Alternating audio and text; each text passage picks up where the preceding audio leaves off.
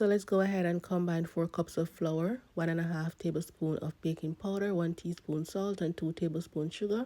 Add a tablespoon of butter and gradually add your water until your dough is firm. Allow it to rest for about 20 to 30 minutes. Give it a little knead, and then you can go ahead and make your braided dumplings.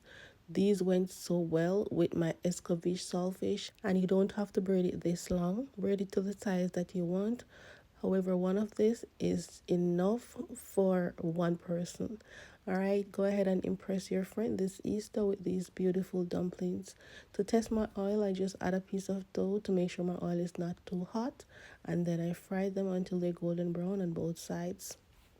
I made different shapes fried dumpling in other fried dumpling videos. If you haven't seen them, you can go ahead and check them out as well. These dumplings taste amazing and they're beautiful, and it's a beautiful day outside as well, and I'm gonna enjoy.